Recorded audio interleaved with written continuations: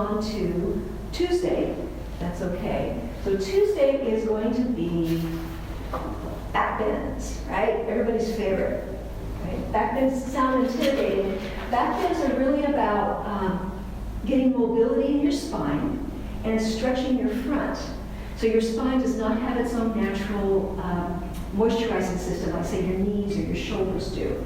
And it's movement that keeps it moisturized and soft and supple and able to accommodate your movement during the day. So we're going to focus on that.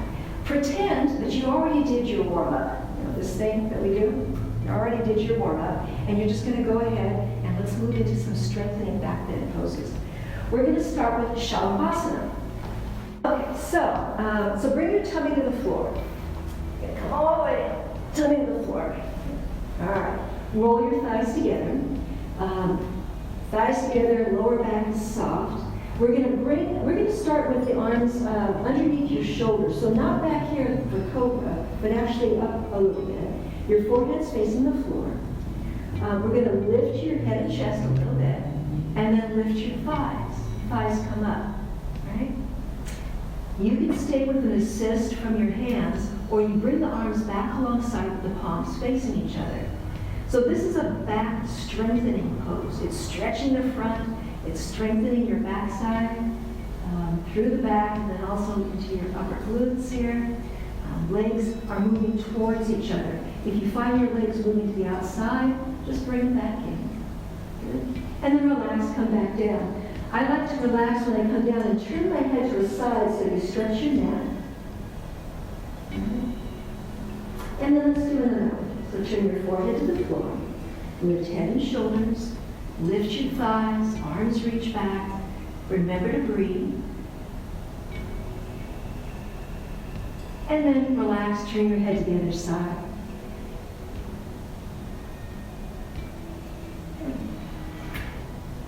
Forehead to the floor. Bring your hands under your shoulders so you can do as many Shavasana as you like. It makes a big difference in terms of the ability of your back to withstand the rigors of your life, however that happens to be. We're going to move on to Cobra. So, Cobra. Hands slide slightly back. So whereas with Shavasana that you can hear, Cobra they're slightly back, but the same lower things apply here in terms of thighs moving towards each other, soften your bottom, and we're going to press up into a Cobra. Drop your shoulders down. Now if you think of your shoulder blades as like little shovels, and the tips of the shovels are going to move in towards your heart. So they're going to move in towards your heart. Your gaze goes forward. Notice that my elbows are bent here, right? If you have the flexibility in your back, you can begin to press up. I really like to keep the elbows bent as opposed to locking your arms and hanging off your joints. So in this case, I'm just hanging off my bones and pulling on the ligaments, and I'm not really using muscle strength to hold this pose. So I'm just going to bend a little bit. Cobra, your hips stay on the ground. The next version of this would be upward facing dog. Your toes are pointed back behind you, and you lift the legs up off the floor. So in this case, the arms straighten, but the back is really strong. Your shoulders are wide, kneecaps are lifted, right? So here's a nice back bend. It's not this. It's a back bend, right? And then come on back down. A counter pose would be go back into child's pose. So tuck your toes. And very gently, slowly, with great compassion, go back into child's pose. And take one more breath. And then come on back up. And come back into hands and knees. Another great pose is cat-cow for back bends, right? So press up into cat, you're going to round your spine up towards the ceiling. And then coming into cow, it's not a saggy cow, so it's not your ribs and everything dropping to the floor.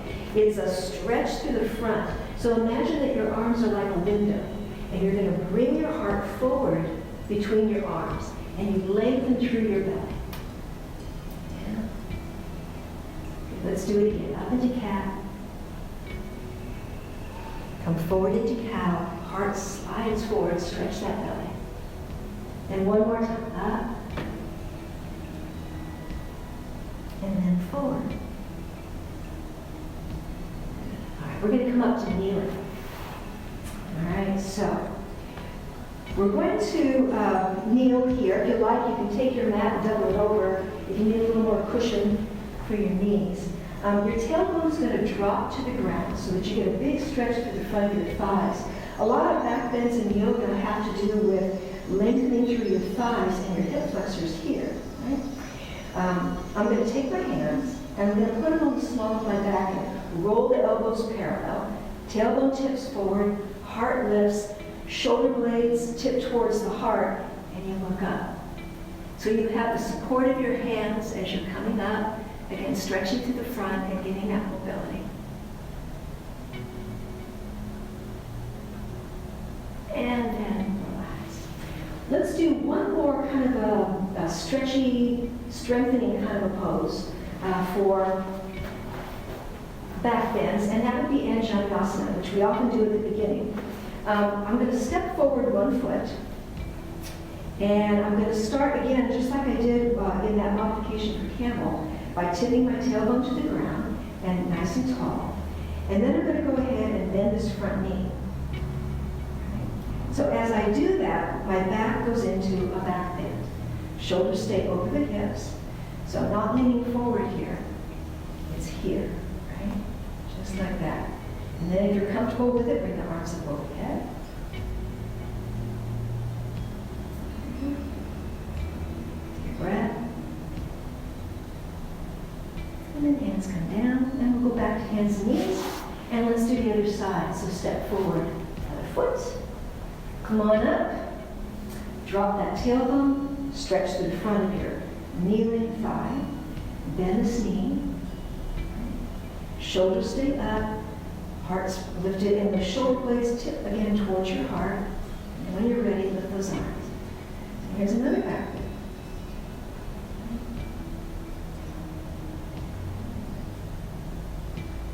All right, hands come down to your mat, and we're going to go back into child's pose, which is a counter pose for back bends. Bending your back the other way.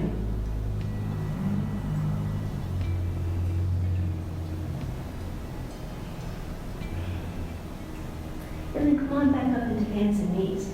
So there's a couple ways to help stretch your back for back bends, and we're going to use a couple tools here.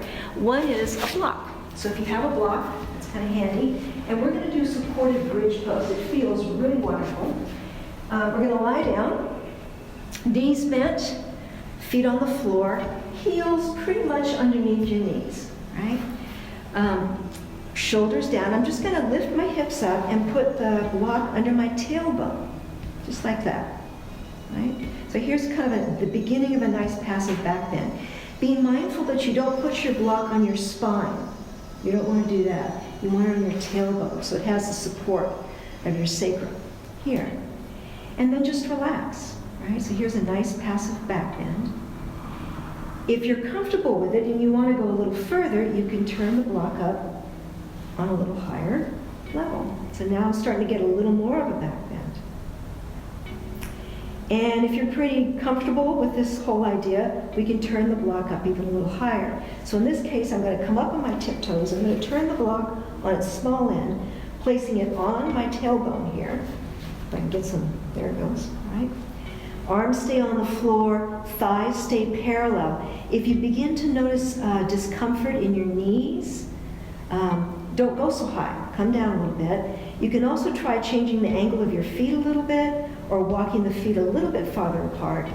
But as soon as you begin to feel discomfort in your knees or your thighs, it's telling you that you're reaching an edge in your flexibility here, and you need to be really sensitive about it. Whenever you're in a pose like this, you want to keep your head pointed straight up and do not turn your neck from side to side. This is true for all inversions like shoulder stand and that kind of a thing.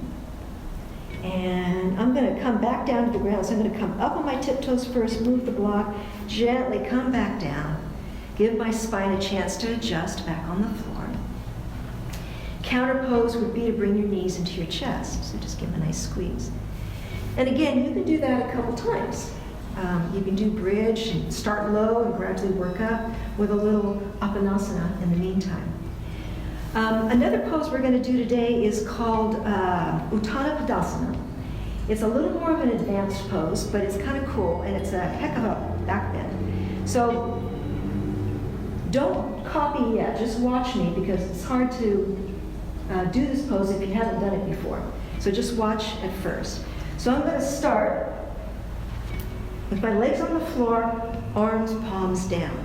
I'm going to slide my right arm under one hip, my left arm under the other hip, and I'm going to roll my elbows towards each other and my shoulders towards each other. I'm sitting on my forearms. My spine is already lifted up off the floor. From here, you're going to press the elbows into the floor and your chest begins to come up. Rest your head either on the back of your head so that you're looking straight at the ceiling, or on the top of your head so that you're looking behind you. You can stay here. You can try lifting one leg and then the other, or you can lift both legs, right? Full pose would be hands at heart center. And you hold the back bend with the legs and the hands here. You do this pose if you have a lot of confidence in your core and in your back, right? All right, to come out of this, I'm going to use some support so I can get my head back down. Take a moment, let your back recover, and then bring those knees back into your chest and give them a nice squeeze. So, it's your turn. Lie down. You get to do this, right? So lie down on the floor, arms straight, palms face down, down on the ground. Lift one hip and slide that arm under that hip. Lift the other hip and slide that arm under that hip. Bring your elbows towards each other a little bit, roll your shoulders together. Head rests comfortably on the floor, legs are straight. Press your elbows into the ground and allow your heart to rise up towards the ceiling, and then rest your head either on the back of your head, looking up, or the top of your head, looking behind you. Right? You can stay here. You can try lifting one leg and then the other. You can try lifting both legs. See how that feels. And if you've been doing yoga for a while, try bringing hands to heart center. Remember to breathe and just stretch and feel that nice opening quality that back bends provide.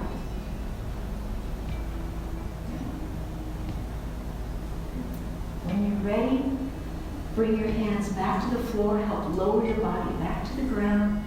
Take a moment, just take a breath, let your back recover. And then bring both knees back into your chest and give a nice squeeze. Roll around on the ground a little bit. If that would feel good. And when you're ready, roll back up to seated. So those are the poses for Tuesday for back bends. Doing bridge, Uttana Padasana, Anjaneyasana. Repeat as often as you feel comfortable and as long as it feels good and useful to you.